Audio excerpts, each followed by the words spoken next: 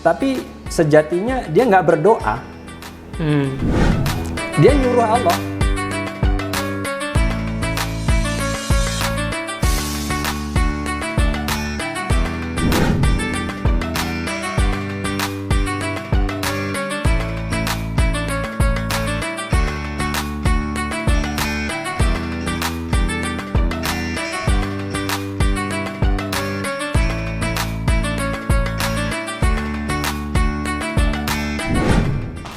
Assalamualaikum warahmatullahi wabarakatuh. Waalaikumsalam. Pemirsa BMH TV dimanapun Anda berada, kita bersyukur selalu dapat karunia dari Allah Subhanahu wa Ta'ala, terutama di bulan suci Ramadan ini.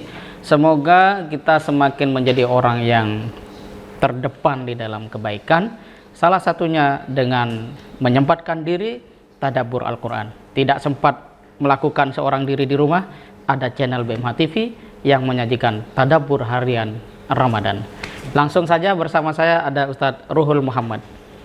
Surat apa? Ayat keberapa, Ustadz? Ya, baik. Pada perjumpaan kita kali ini kita akan tadabbur surat Al-A'raf ayat 55 dan 56. Saya baca dulu ya, Ustadz ya. Ya. A'udzu billahi minasy syaithanir rajim. Bismillahirrahmanirrahim. Ud'u rabbakum tadarru'an wa khufyah.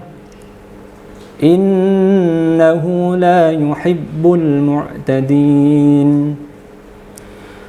ولا تفسدوا في الأرض بعد إصلاحها وادعوه خوفا وطمعا إن رحمة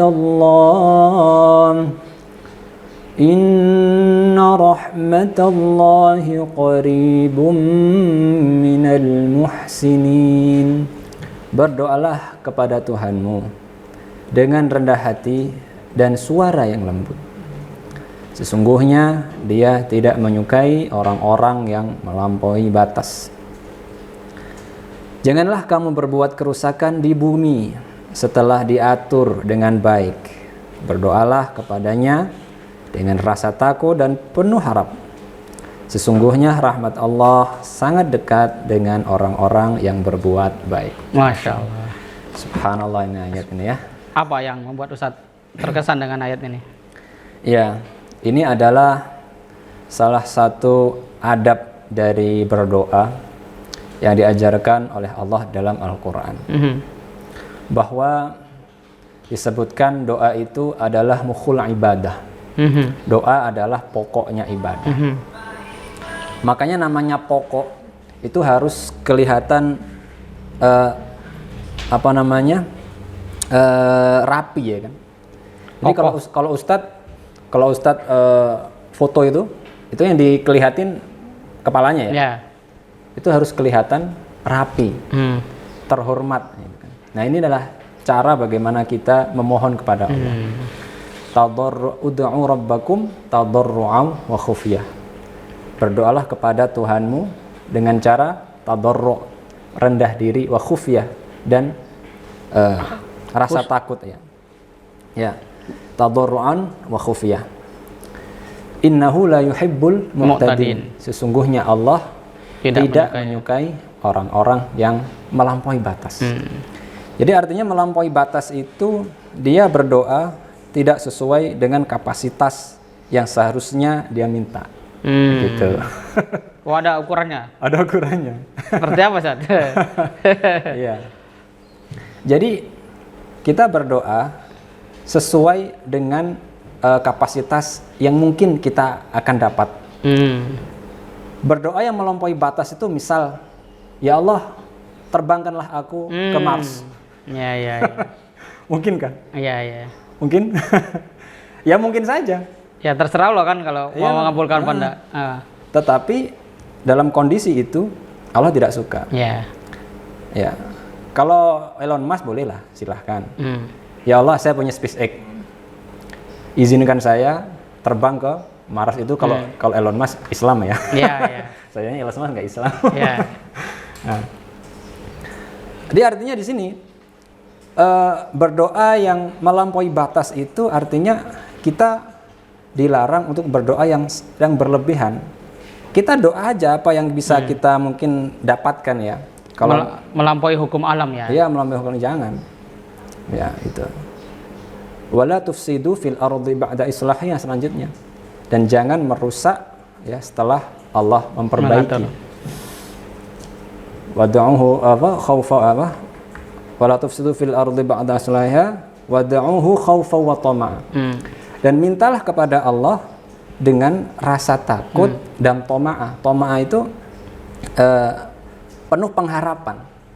Jadi mungkin gini, Ustadz pernah lihat nggak orang yang dia berdoa tapi nggak tahu apa yang dia minta? Ada seperti itu? Iya ada. Jadi dia baca doa banyak gitu. Oh iya iya. Iya.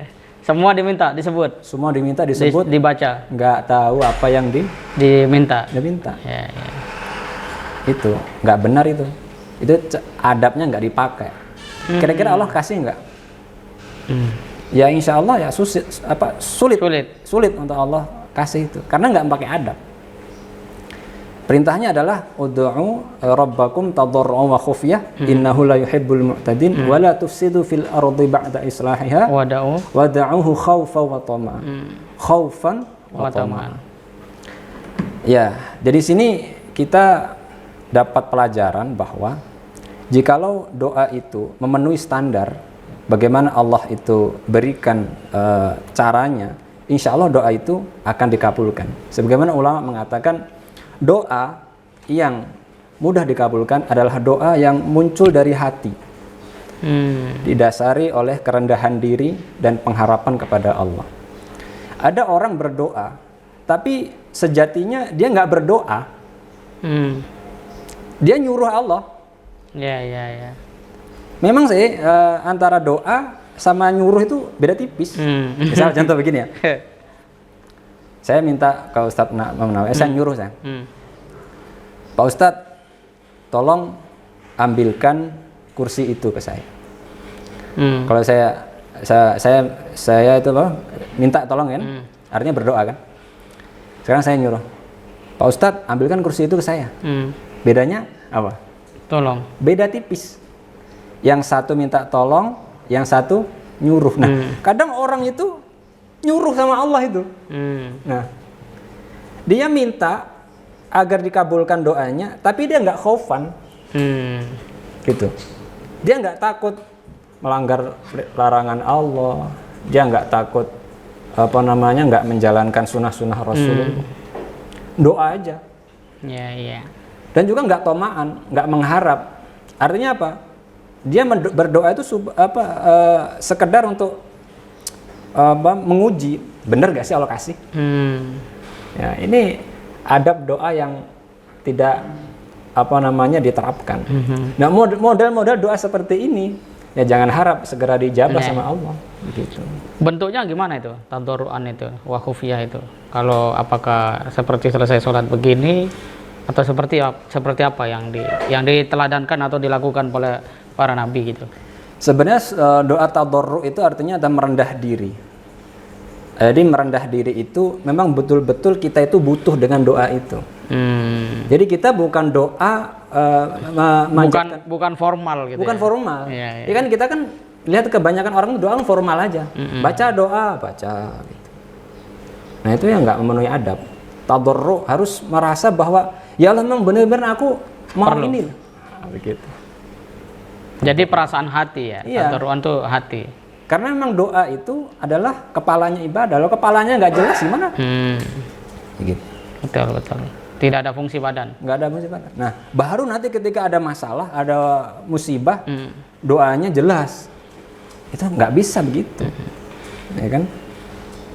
Artinya kalau kita nggak ada kebutuhan mendesak, apa bisa dimaknai seperti logika orang pada umumnya?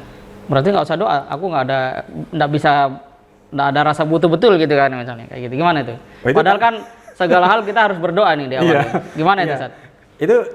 Itu menyalahi adab seorang hamba kepada Tuhannya kalau gitu. Oh, jadi harus terus dihadirkan ya. Terus. Jadi gini. Jadi kita berdoa itu sebenarnya adalah kita memohon, bukan menyuruh. Gitu kan. Ya namanya memohon. Kalau yang menyuruh kan umatnya Nabi Musa ya. Iya itu. Ud'u ila rabbaka kan gitu.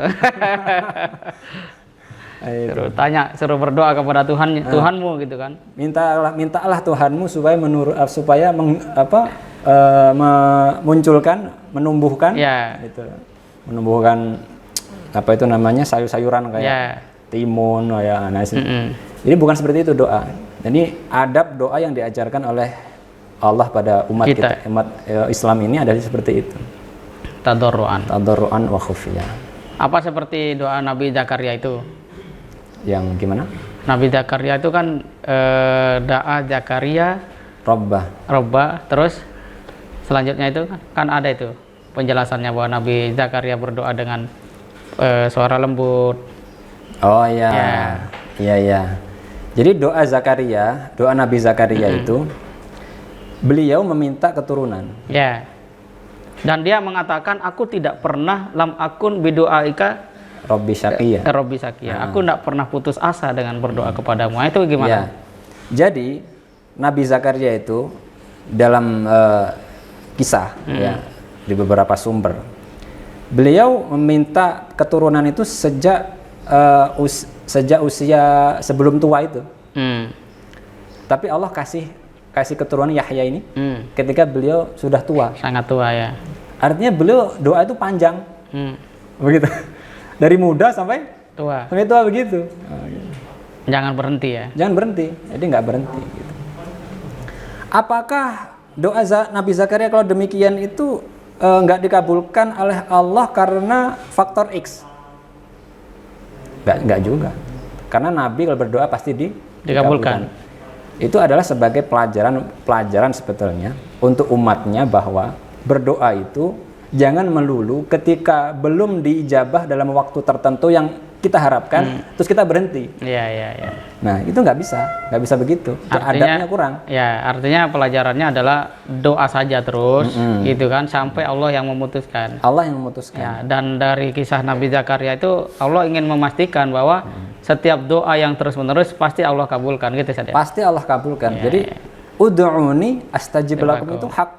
Jadi mintalah kepadaku, niscaya aku akan memberi. Kira-kira benar nggak sih kalam itu? Ud'uni astajib lakum. Ya pasti benar ya. Allah yang kasih. Nah, kita perlu paham juga bahwa Allah itu bijak dalam memberi kepada hambanya. Pengabulan doa kepada hambanya. Misal begini, contoh ini, tukang tambal ban. Ya Allah, lariskanlah kerjaku ini nambal ban. Apa konsekuensi dari ijabah doa itu? Ya, banyak motor harus bocor. Banyak motor yang harus pecah itunya, bannya, ya kan? Artinya satu sisi Allah mengabulkan doa si tukang tambal ban ini, satu sisi Allah juga harus mencelakai, dalam tanda kutip mencelakai ya, orang yang punya motor. Begitu. Nah, sama dengan doanya seorang dokter. Ya Allah, sukseskanlah usahaku ini jadi dokter. Apa konsekuensinya itu? Harus banyak yang sakit. Begitu. Artinya dengan demikian, ketika doa kita itu belum diijabah sesuai dengan harapan yang sesuai dengan jangka waktu yang kita harapkan, itu bukan berarti Allah itu nggak ijabah doa. Tapi Allah itu menyesuaikan dengan secepat mungkin ijabah doa itu bisa diberikan kepada hambanya. Karena ada hamba-hamba yang lain juga berdoa. Begitu. Berarti kalau begitu bagusnya penjual makanan ini. Ya Allah, lariskan makananku, berarti kan ada orang lapar dan dia punya uang beli gitu. Bisa juga. Artinya prinsipnya Allah Maha Bijaksana. Allah Maha Bijaksana. Mengendalikan sedemikian rupa. Dan perlu dicatat juga bahwa tadi saya sebutkan di awal bahwa berdoa itu beda dengan kita memerintah. Makanya di sini khaufan wa tama'an. Artinya apa khaufan itu? Ketika kita berdoa kepada Allah, kita juga harus takut larangan-larangan Allah. Gitu. Nah, ada orang bukan berarti khaufan itu menangis pada saat berdoa, bukan? Oh enggak, menangis gampang aja. Oh gitu ya. Gampang. Kalau cuma menangis ya kan. Misal Ustadz ini saya prank ya kan. Ya. motornya saya ambil. Menangis nggak doa? Ya. Begitu ya. Tapi pertanyaannya, apakah si fulan yang saya prank itu, dia memperhatikan larang-larangan Allah nggak? Dia bertakwa nggak sama Allah? Begitu. Jadi kalau ini nggak bertakwa ya nggak khaufan wa tama. Wal yastajibu li wal yu'minu bi itu ya. Iya, la'allahum yarshudun. Jadi kita harus paham bahwa berdoa itu jangan disamakan dengan merintah. Kalau merintah terserah lah. Iya. Misalnya saya punya karyawan gitu ya. Karyawan saya gaji. Cuci motor saya. Kalau dia nyuci, saya kasih gaji. Kalau dia nggak nyuci, saya nggak akan kasih gaji. Saya berlaku semau saya sama dia, ya terserah saya nyuruh dia. Apakah sama kita dengan Allah? Ya beda. Ya. Kita sama Allah itu namanya memohon. Namanya memohon kita juga harus begini. Ya kan? Harus tadarru. Nggak boleh kita semena-mena. Begitu. Jadi tadarruan wa khufyah, kemudian khaufan wa tama'an itu adalah setelah kita berdoa, kita kemudian mengikuti aturan-aturan Allah. Iya, takut melanggar. Ya, takut Allah. melampaui batas. Iya, betul. Kemudian penuh harap. Ya. Dan kalau kita berdoa dan belum muncul rasa percaya, artinya tidak betul-betul berharap kepada Allah, maka rasa berharap itu harus kita tumbuhkan. Harus kita tumbuhkan dulu. Jadi 4 dasar ini harus dimiliki oleh seorang pendoa agar doanya itu diijabah oleh Allah. Dan perlu dicatat juga sekali lagi, jadi ijabah doa itu nggak harus sesuai dengan apa yang kita inginkan barangkali ya kan. Bisa jadi ijabah doa itu Allah wujudkan dengan kesehatan kita. Bisa juga Allah wujudkan dengan diampuninya dosa-dosa kita. Dan itu lebih baik ya. Iya. Bisa jadi Allah wujudkan dengan keselamatan keluarga kita. Atau Allah tunda di hari dari kiamat, di hari akhir. Karena apa? Pertimbangan-pertimbangan yang Allah lebih tahu gitu kan. Makanya ya teruslah berdoa. Saya juga berdoa. Ya Allah, saat ini motor saya seperti itu. Engkau sudah tahu ya kan. Lebih tahu. Entah tahun berapa saya bisa ganti motor yang lebih baik ya. Tapi tetap kita berdoa. Apakah dengan motor saya kondisi seperti itu saya sudah berdoa 1 tahun kok belum berubah-berubah terus saya berhenti berdoa? Ya nggak gitu juga ya kan. Jadi itulah adab doa. Dan perlu dicatat lagi yang terakhir, doa itu anti dengan orang yang memakan barang haram. Kalau kita berdoa tapi masih ada yang haram yang kita makan, maka jangan berharap doa itu akan diijabah. Karena itu tadi, innallaha thayyibun la yaqbalu illa thayyiban. Sesungguhnya Allah itu baik dan tidak akan menerima kecuali yang baik. Kan pernah itu disebutkan dalam satu hadis itu, ada seorang yang rambutnya kusut ya, perjalanan jauh berdoa di depan Ka'bah, ya Rabbi. Apa ya kata Rasulullah? Fa anna yustajabulah. Bagaimana doanya bisa diijabah oleh Allah? Makanannya haram ya kan, pakaiannya haram, dan dia diberi makan dari cara yang haram. Begitu. Artinya haram itu adalah penghalang doa. Nah, di sini kita bisa ambil pelajaran bahwa doa kepada Allah sejatinya kita sedang merepresentasikan ketakwaan kita kepadanya. Maka jangan bermain-main di dalam berdoa. Dan khususnya bagi yang suka doa, suka doa tapi cuma baca doa aja, itu diperbaiki, dipahami artinya. Misalnya ada doa doa wirid, wirid itu dipahami maksudnya, jangan cuma berdoa. Saya aja perhatikan itu, ada orang doanya semangat itu, cuman dengan cara yang ngawur, gak tahu artinya juga. Itu harus diperbaiki juga. Gitu. Luar biasa. Terima kasih Ustaz Rul. Pemirsa BMN TV, pada akhirnya kita bisa melihat bahwa doa yang disebut sebagai pangkal ibadah merupakan representasi terbaik kita sebagai hamba. Karena doa bukan sebatas permohonan secara formal, naik dua tangan, kemudian melafadzkan kalimat-kalimat. Iya. Tetapi apa hati kita, dan yang terpenting setelah itu apa? Setelah kita berdoa itu ngapain? Ini penting sekali, gitu saja. Termasuk menjaga diri dari hal-hal yang secara langsung ataupun tidak langsung dapat menghambat pengabulan doa itu sendiri. Meskipun kalau kita sudah berada di dalam jalur yang tepat, kemudian kita merasa doa kita begitu lama dikabulkan, jangan putus asa, gitu ya. Karena Allah sudah memberikan contoh kisah Nabi Zakaria yang tidak mungkin itu. Apa perkara yang paling tidak mungkin manusia minta pada saat kondisinya seperti Nabi Zakaria? Ya punya anak. Tetapi oleh Allah justru diberikan pada saat akal manusia mengatakan tidak mungkin. Betapa Allah itu maha kuasa. Dengan demikian, maka kita isi Ramadan pada tahun ini dengan memperbanyak doa. Memperbanyak doa artinya menjaga diri kita saja dari hal-hal yang membuat kita kehilangan rasa rendah diri kepada Allah, membuat kita kehilangan rasa takut dari Allah, kemudian rasa berharap sepenuh hati hanya kepada Allah. Kita ketemu lagi pada tadabbur harian Ramadan yang akan datang. Terus dukung BMH TV, channel yang cerdas menggerakkan, dengan cara like, comment, share, dan subscribe. Assalamualaikum warahmatullahi wabarakatuh. Waalaikumsalam.